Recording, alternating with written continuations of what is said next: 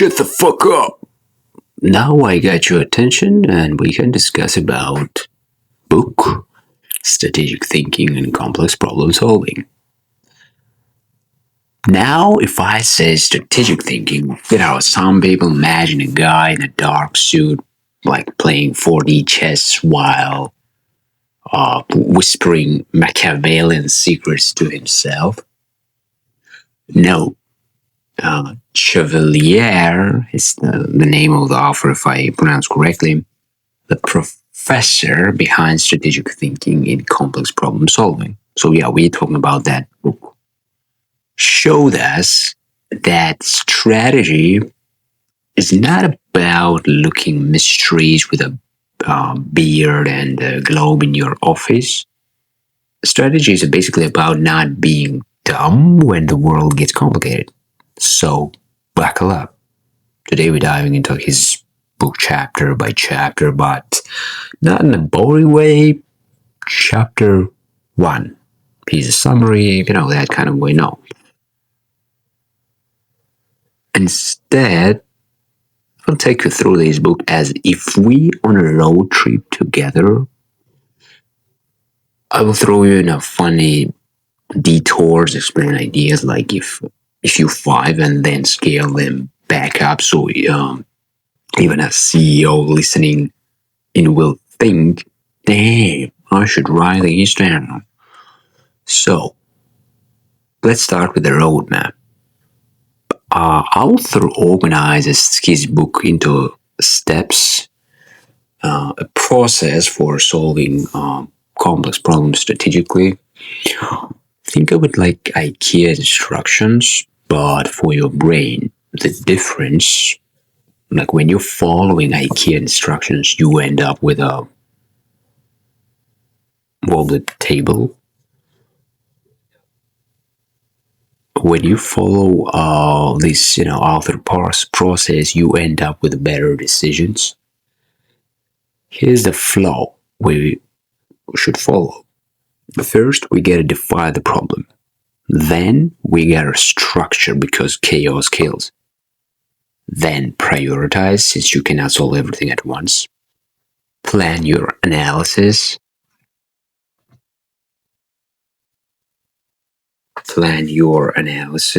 And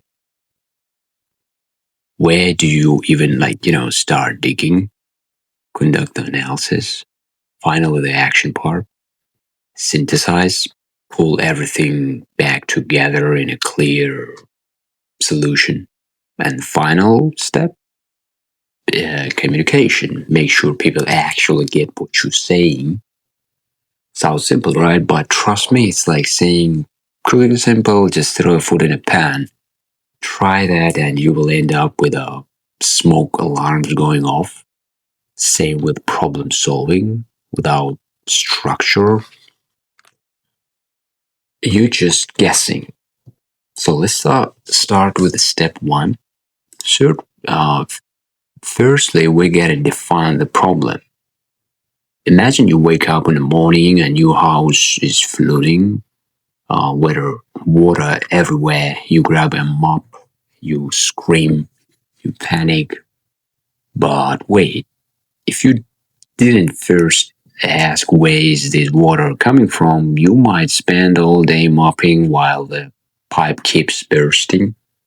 That's the first point. Define the problem correctly, or you will waste your life solving the wrong thing. And here's where people screw up. They define problems too broadly. Like, for example, our company is failing, or too narrowly. Our coffee machine sucks, so moral is down. The art is finding that sweet spot. And author suggests framing the problem as a question, not like our sales are down, but what are the drives behind the sales decline? And how can we reverse it? This shift forces your brain into solution mode instead of panic mode. It's like going to the doctor and saying, Doc, I'm dying. That's too broad. Or saying, dog, my left pinky toe feels weird when I wiggle it in the shower. That's too narrow. The good problem definition is, dog, why am I out of breath when I climb stairs? And what can I do about it? That's something the doctor can actually work with. Okay, let's go then to the step two, structure the problem. Here's where strategies starts feeling sexy. Structuring is basically taking a messy spaghetti of an issue and laying them out like Lego pieces. Author introduces the legendary principle, which like acronym MECE, Miss. If I MECE, I don't know how the fuck it's correct pronunciation, but yeah, this acronym stands for mutually exclusive, collectively exhaustive. I know it sounds like a law firm, but it means break problem into pieces that don't overlap. So you're not double counting and that cover everything. So you do not miss something obvious. Um, for example, if you're analyzing why kids don't eat vegetables, a bad breakdown would be they hate broccoli, they hate spinach, they hate vegetables. That's not MECE. Too much overlap. A better MECE split could be could consist of the list of things like, for example, taste issues, availability issues, social influence issues. Now you get neat buckets, no overlap, no gaps. Imagine like the most simple explanation. Imagine sorting Lego by color instead of dumping them all in one box. Now, when you need a red brick, you don't spend 3 days digging. That's MECE in action. I hope you get me. So let's go to the step three, prioritize. Here's where author saves you from walking like a donkey. Not all problems deserve equal attention. If you try to solve everything, you will burn out. Think of think of it like fighting a hydra, the monster with a thousand heads. Do you start hacking at the tiny heads on the side? No, you go for the big one. You go for the big one that's causing the most chaos. In other words, you're putting your focus to the most priority things, because at the end of the day, we all limited with by the time, resources, energy. Author gives us a simple truth: focus where the impact is high and the like uncertainty is high. If something doesn't matter much, just ignore it. If something is predictable, do not overthink it. Spend your brain power where it counts. Fun example could be when your Wi-Fi dies, you don't start by arranging furniture for better energy flow, let's say. You first check if the damn router is plugged in, right? Okay, next step, plan your analysis. This is the detective stage. You're not solving it. You're planning how to solve. Author tells us to make a roadmap of analysis.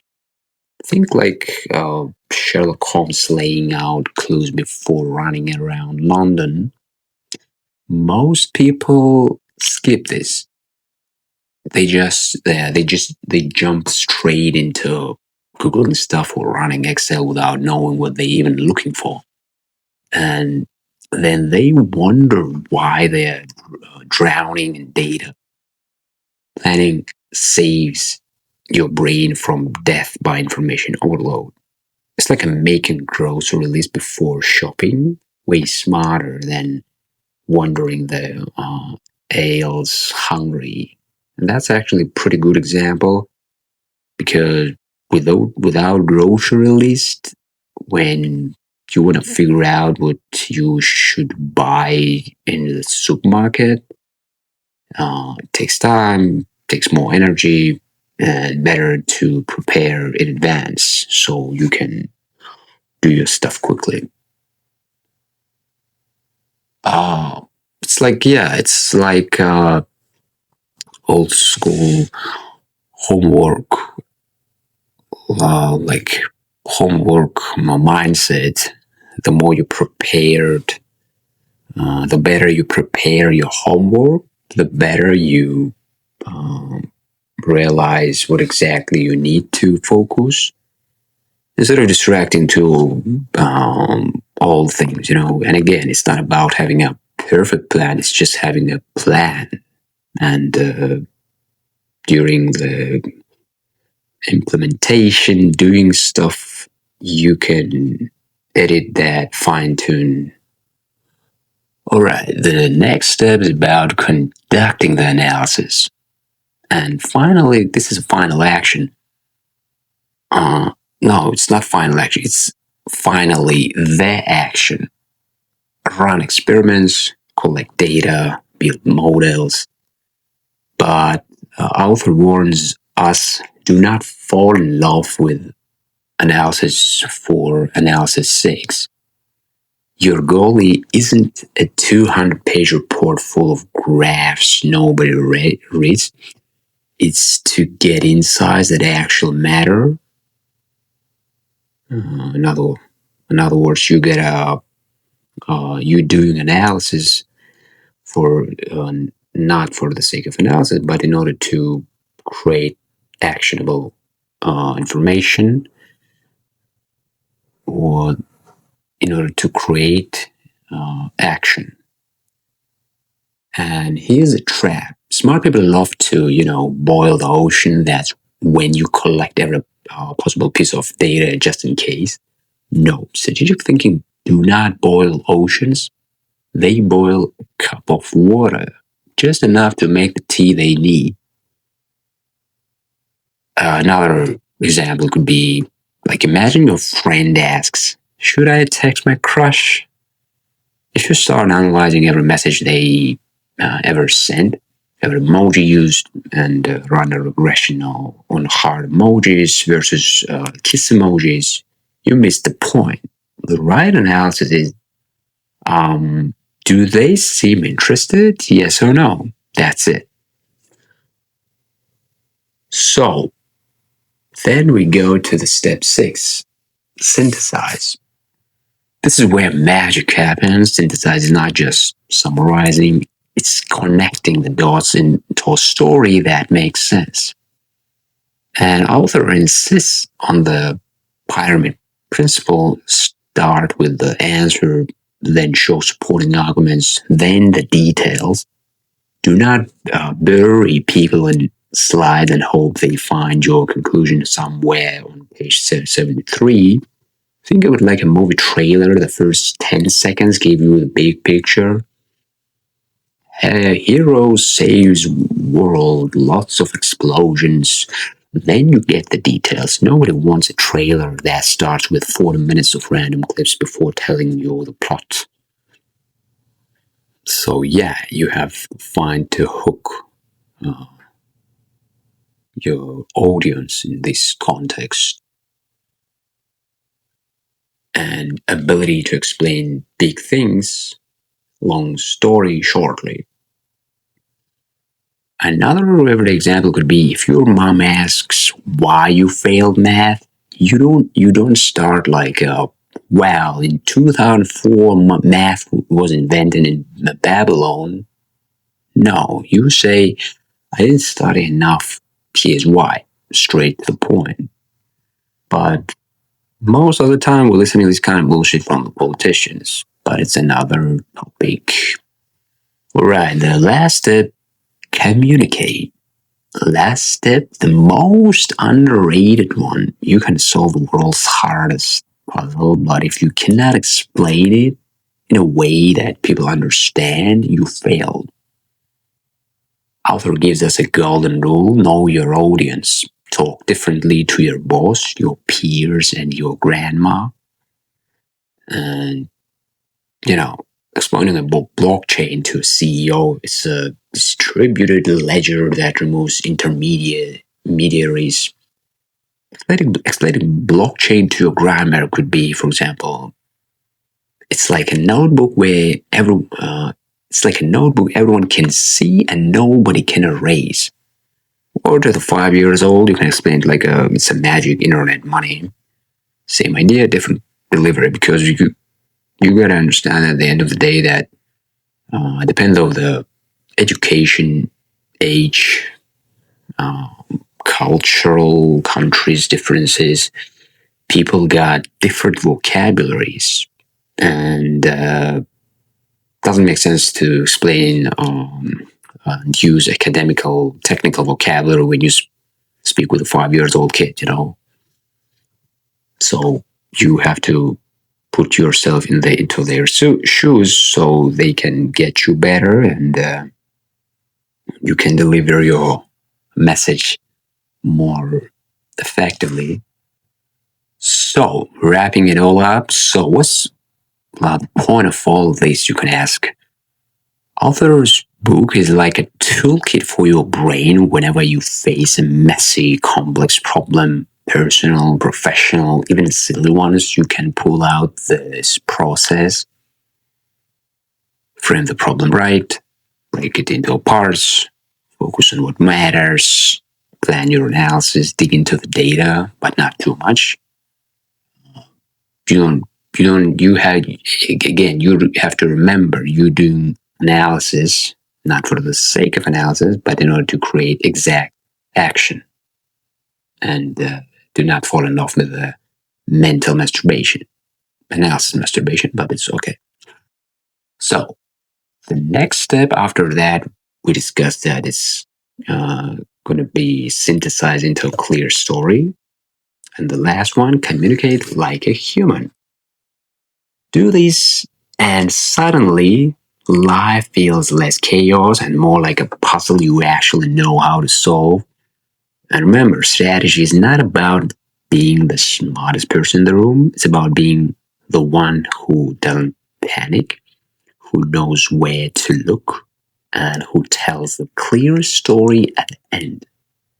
So, whether you're running a company, fixing your Wi Fi, or just deciding if you should text your crush, congratulations, you are now officially thinking strategically. And I hope it was useful for you.